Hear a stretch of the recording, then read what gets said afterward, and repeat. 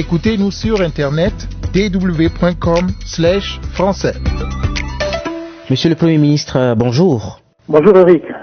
Le procureur de la République du Mali, Mamoudou Kassogué, vous accuse d'avoir ourdi une entreprise de déstabilisation des institutions de la transition de votre pays.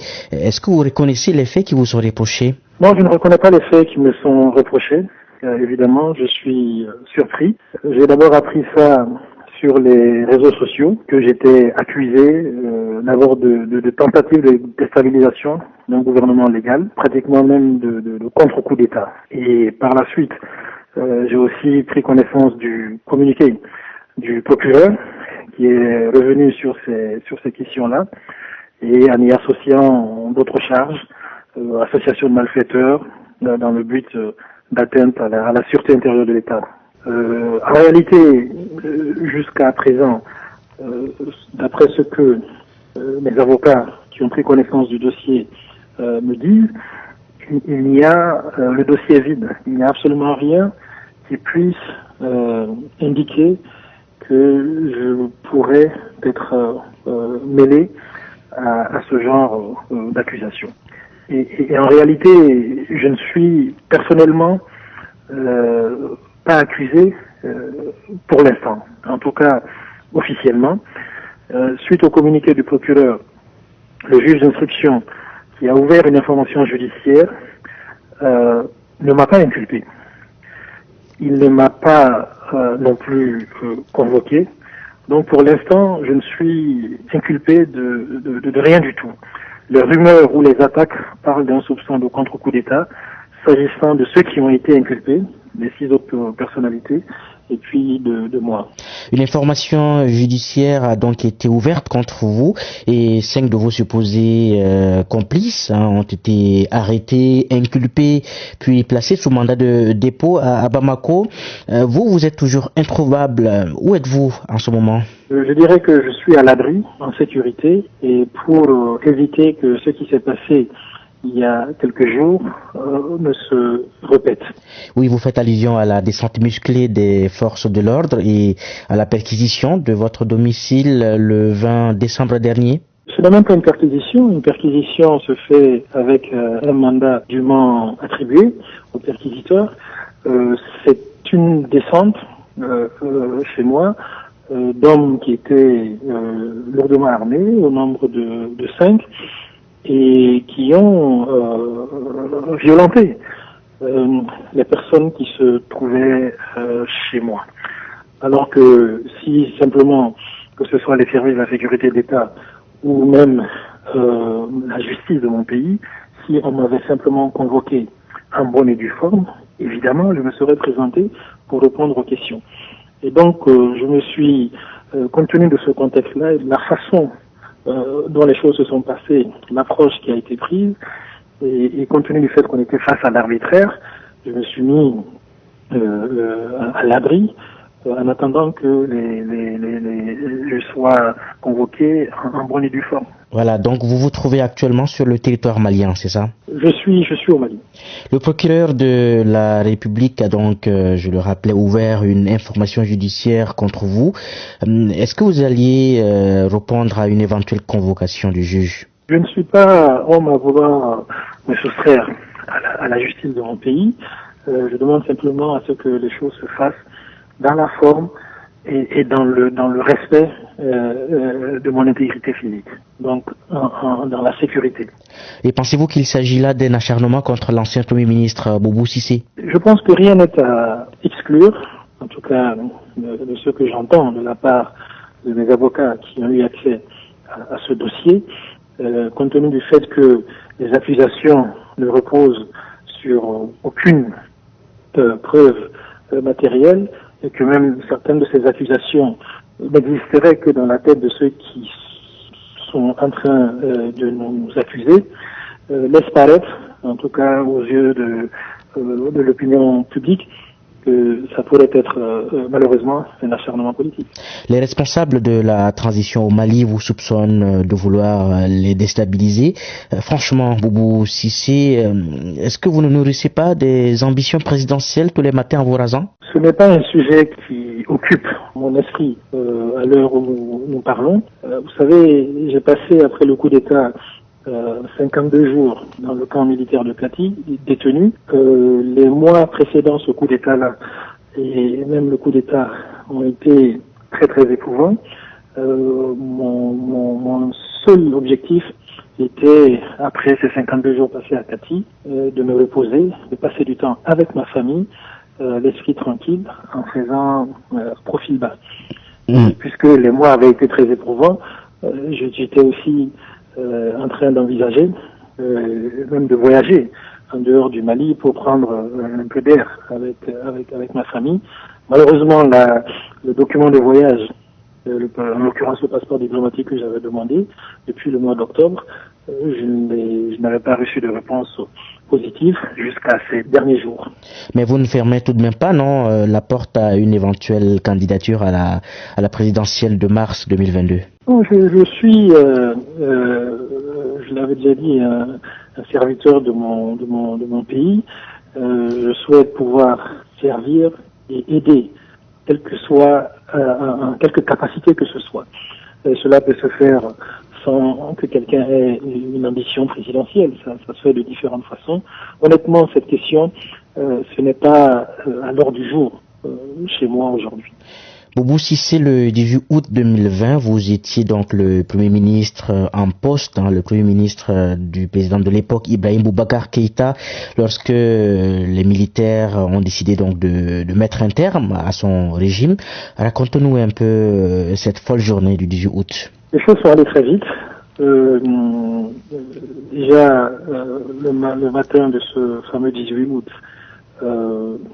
nous avons appris très tôt que l'enlèvement du ministre de l'économie et des finances et d'autres hautes personnalités de l'État malien par des militaires non identifiés.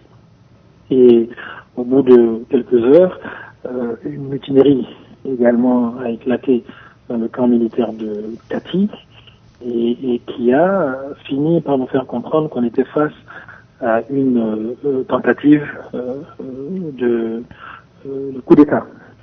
Et tentative qui a été consommée au cours de la journée lorsque les militaires sont venus nous chercher dans le domicile du président de la République pour nous amener à Kati.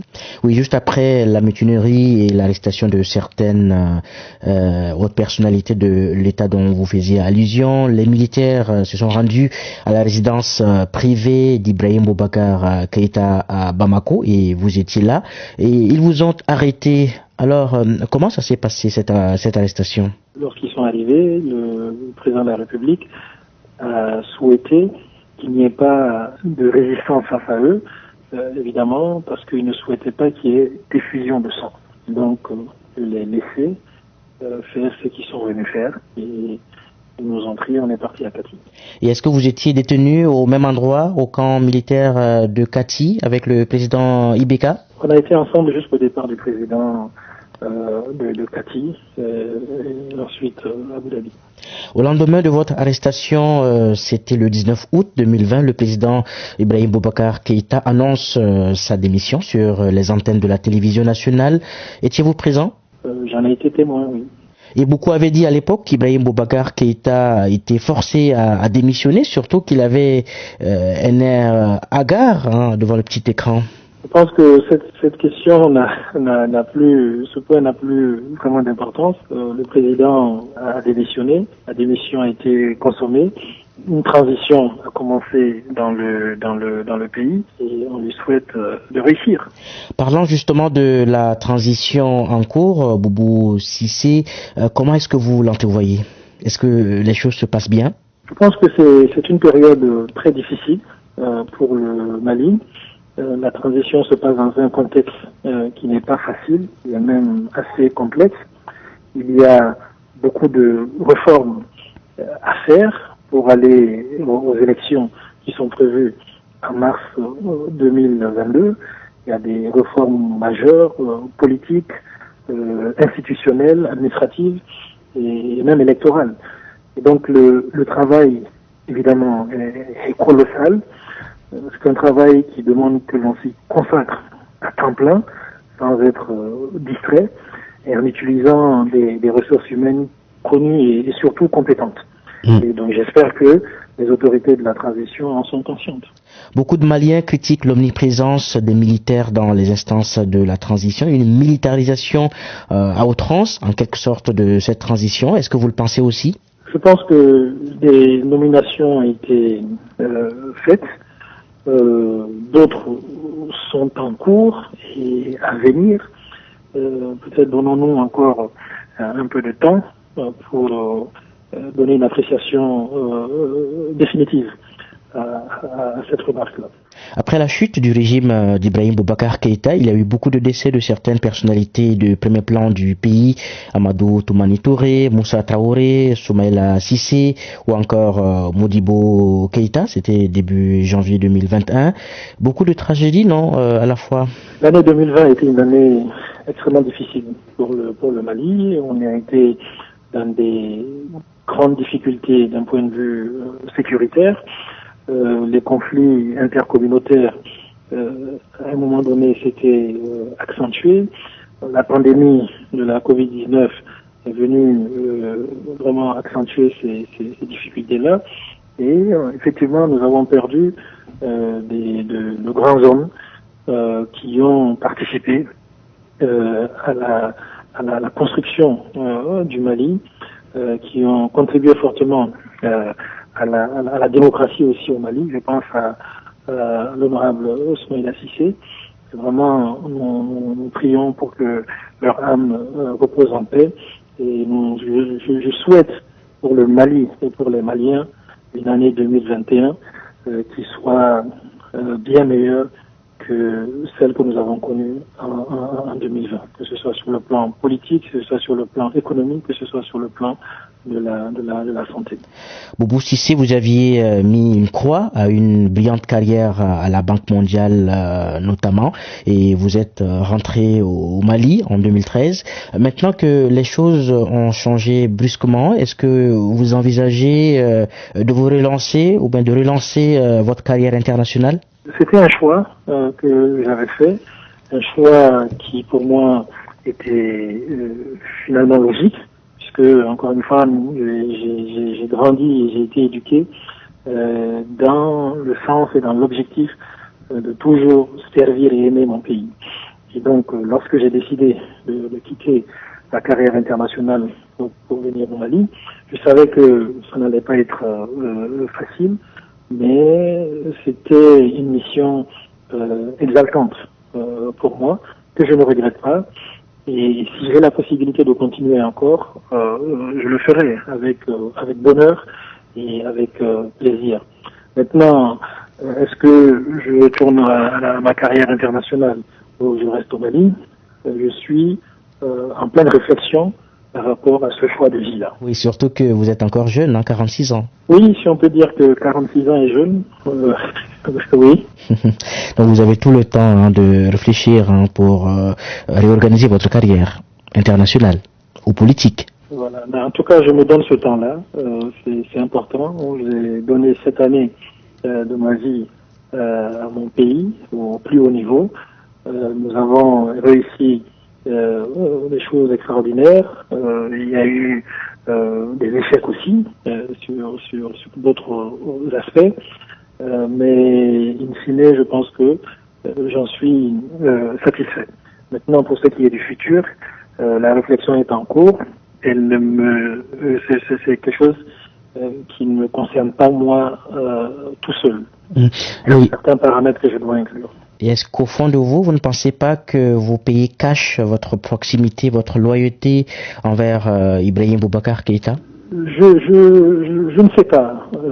Honnêtement, je pense que le fait d'avoir été proche de l'ancien président ne devrait pas, a priori, me causer ce tort que je suis en train de vivre. Nous avons collaboré étroitement. Le président Ibeka a une très grande confiance en ma personne. Je pense que j'ai essayé, autant que faire se peut, d'être à la hauteur de cette confiance qu'il m'a toujours accordée. Et je suis heureux et fier d'avoir servi sous lui et avec lui et pour le Mali.